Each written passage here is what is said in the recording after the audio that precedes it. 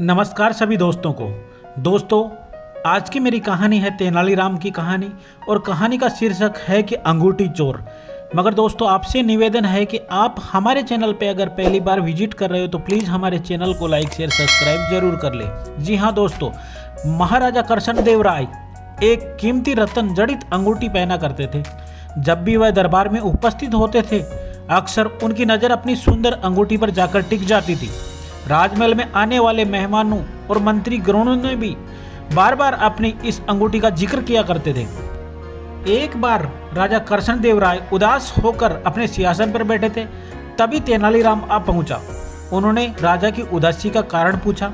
तब राजा ने बताया कि उनकी पसंदीदा अंगूठी खो गई है और उन्हें पक्का शक भी है कि इन 12 अंगरक्षकों में से किसी एक ने ये चुराई है।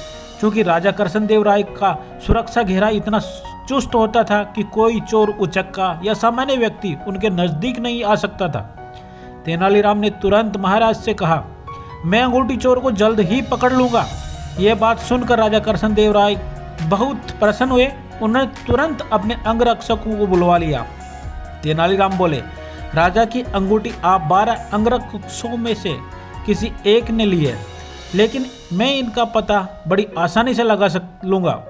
जो सच्चा है उसे डरने की कोई ज़रूरत नहीं और जो चोर है वह कठोर दंड भोगने के लिए तैयार हो जाए।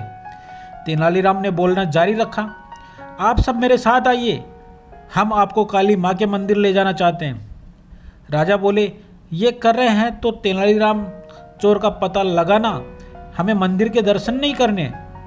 महाराज आप धैर्य रखिए, जल्द ही चोर का पता चल जाएगा। तेनालीराम ने राजा को सब्र रखने को कहा।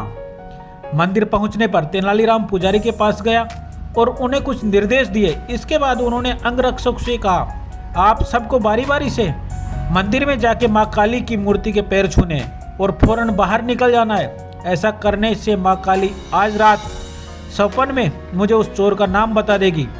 अब सारे अंगरक्षक बारी बारी से मंदिर में जाकर माता के पैर छूने लगे। जैसे ही कोई अंगरक्षक पैर छूकर बाहर निकलता, तेनालीराम उसका हाथ सूंघते और एक कतार में खड़ा कर देते।